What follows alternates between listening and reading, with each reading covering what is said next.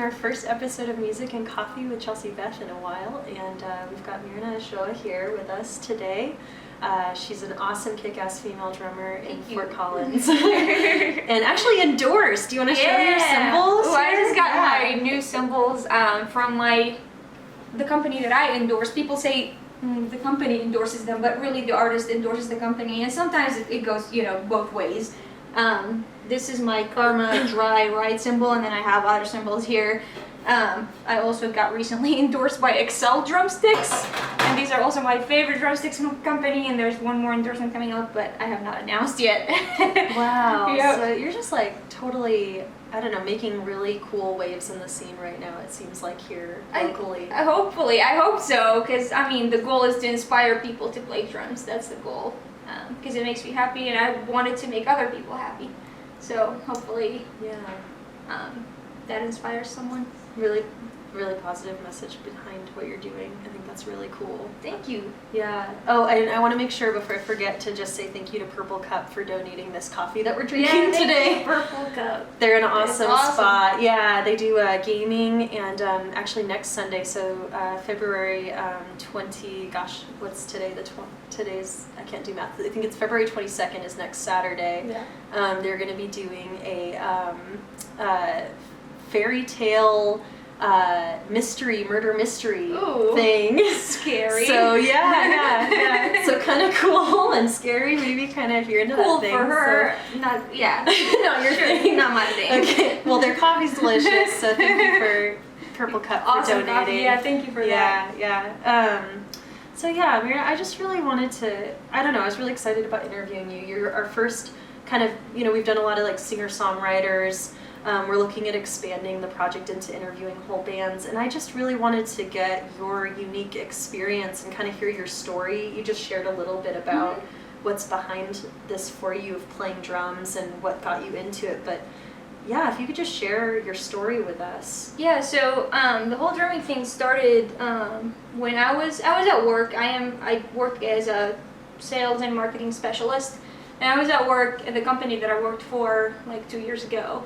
And I hear my friend listening to music, and I was like, what music is this? What band is this? And he's like, oh, that's my band. And then I started listening to their songs, and I loved it.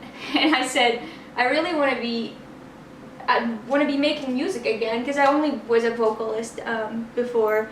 And he said, oh, we don't have a drummer. So I was like, oh, okay, I'm going to be your drummer. It was a joke.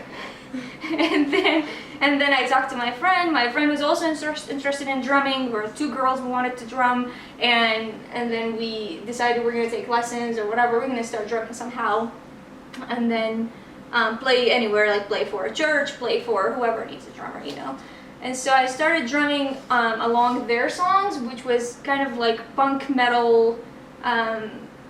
I don't know, some people call it just rock, but it was really more, there was screaming and it was punk, and so it was fast and heavy, and I really started thinking to myself, I don't think I've seen enough female drummers in general, and I've not seen female drummers that play heavier and faster beats.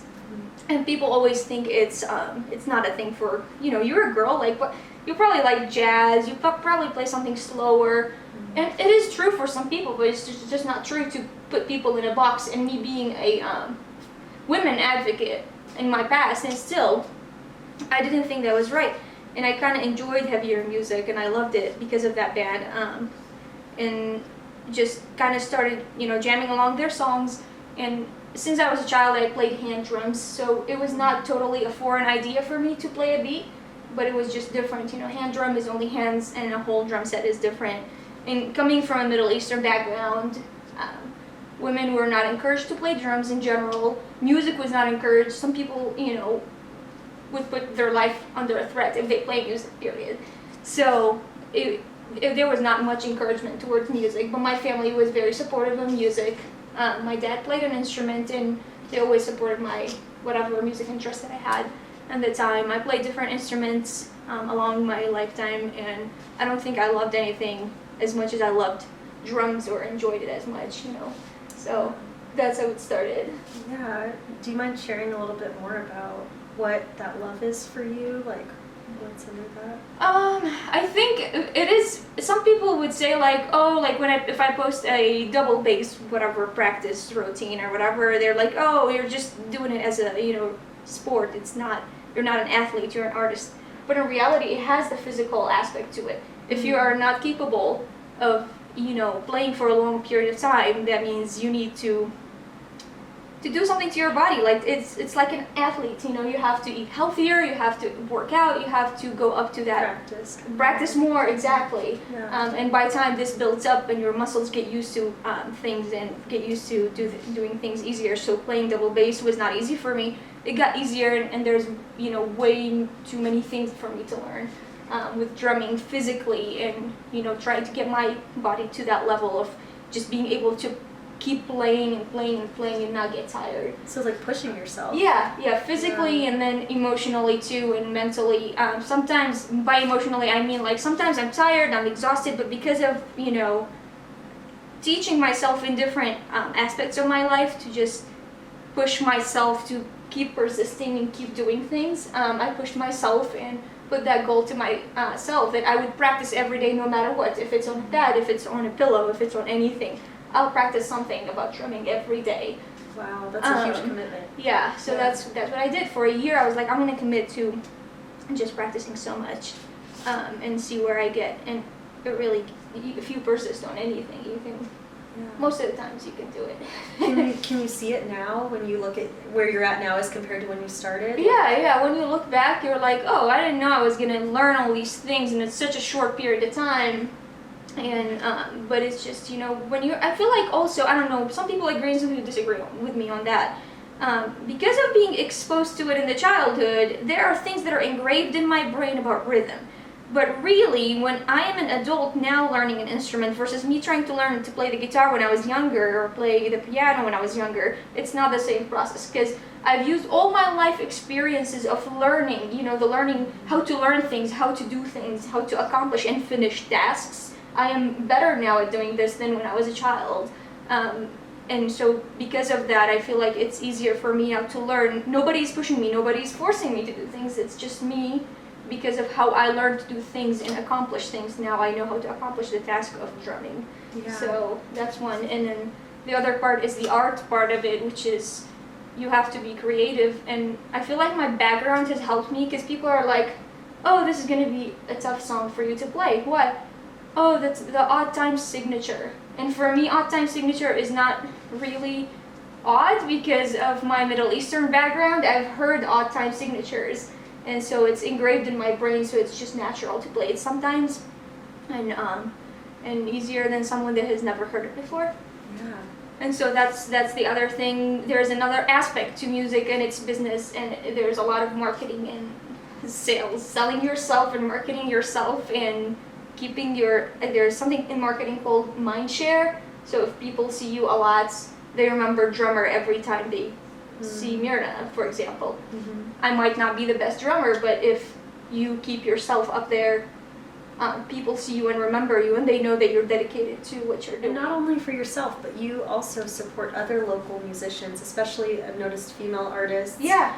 You really make a point of connecting and bringing people together, and I think that that's really special and an energy that's needed in the music scene of supporting and lifting each other up. Definitely, yeah, because I know I would like people to support me. If I'm playing, I would like people to see me, because we're all performers, and that's what we do. We perform. We want people to see us and tell us that we're doing great, or if we're doing bad. I want them to tell me also, you did this wrong, you did that wrong. The female drummer thing, the female musicians thing was started when I was trying to start to want to play with other people, not just be an Instagram drummer. So I was like, okay, I want to play with some other people.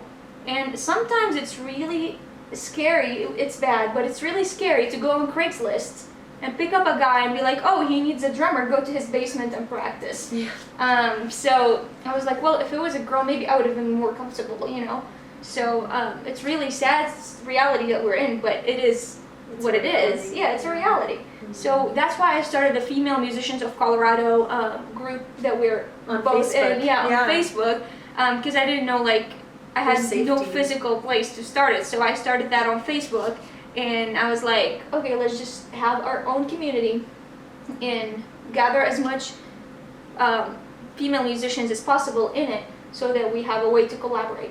Also, the idea was that I wish if I could be in a whole female band, although I like working with any gender, any group of people, but I wish to see more women bands playing out there, because I've heard before, I've heard from real musicians, really good musicians, that, oh, I wouldn't play with a girl. Why? Because girls are not good at music. Naturally, guys are better at music.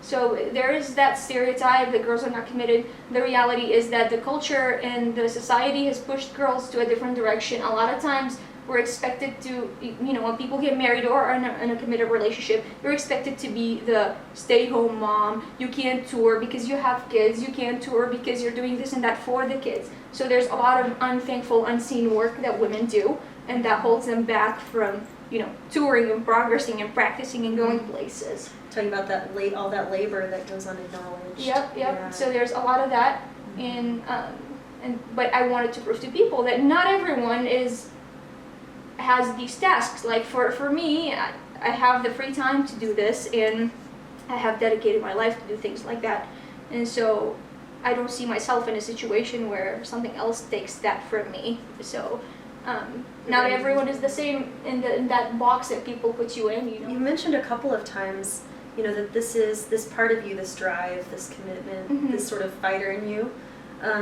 is something that you've had all your life. Do you mind sharing a little bit more about how that shows up in other aspects? ways? Yeah, for sure. So because of growing in the Middle East, I'm not saying that every Middle Eastern man is a bad person. The culture encourages certain privileges for men only and not for women, and I grew up seeing that every place around me, and families and friends, houses, in the school, everywhere, that women are expected to do certain things and men are expected to do other things. And then I came here and I was expecting things to be different. It was tremendously different. Women are on a different level, but if we're comparing the United States to Iraq, I think our standards are not really high. Because it's really a mess in every aspect to be in my country now, so it is also for women a bad place to be. So just seeing these things there and then coming here and still seeing some of that sexism in the culture kind of triggers me. I would say that it does trigger me, and I don't think I feel bad for that. And one of my friends once told me, he said, there's no such thing as the perfect body or the perfect person for an instrument. Because people with short hands can play the guitar differently than people with longer fingers, and everyone can do something better than the other. Yeah. And it's an art, so you shouldn't be really comparing. It's not a competition always. Yes. Although there are some aspects of it that are physical, as we said. And I think one thing that I really love about your philosophy on music and the way that you approach your craft is this idea that it's not about being on top. It's not about knocking other people out or having this idea as this scarcity mindset. There's only so much space. Exactly. It's about how can we all collaborate and support each other. And I hope that our world as a whole is moving in that direction. And it sounds like you've had experiences in your life that have made you especially maybe sensitive to when those things are happening. Yeah. Like there is that sense of like, oh, are you saying there's not space for me? And fighting against that. Oh yeah, I think there is competition within me, but the competition is more for every woman. Like if I see my success, the success of every woman. If I play drums and become successful at playing drums, I'm proving every man that said you couldn't do that.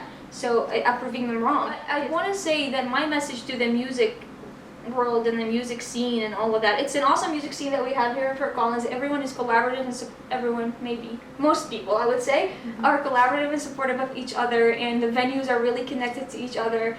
I wish if it was less about knowing connections, but that's just human nature, like I've noticed that. Yeah, like certain preferences for people if you kind of know people. Yeah, like more openness for new people maybe to come into the scene. Yeah, and more allowing more, I don't know, just to be more fair about the music rather than the person. Because I know there's a lot of crappy personalities out there that are awesome musicians. Like for example, Lars Ulrich.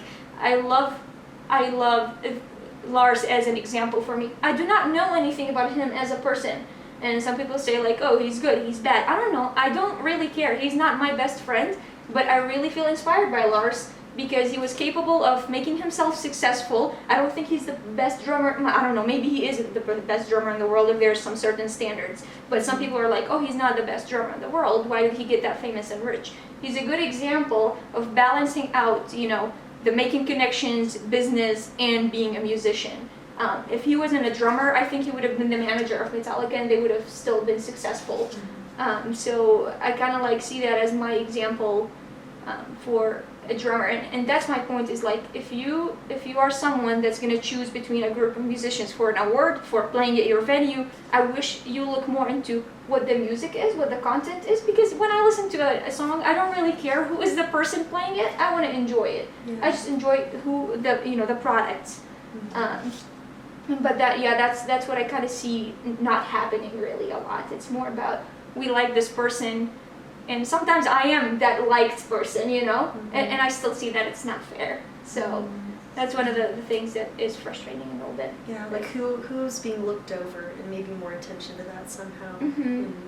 Yeah, and I think that's something that in society in general to be aware of is super important. So thank you so much for sharing. Thank you. And sharing your experiences and your story. I'm just so happy to have you on this show. So. Thanks. Yeah. That was awesome. Yeah. Thank you so much. Thanks, Callie. Thanks, Charity, who's hanging out over here. Super, super nice for us. So, yeah, thanks, Mirna. Thank you. That's it.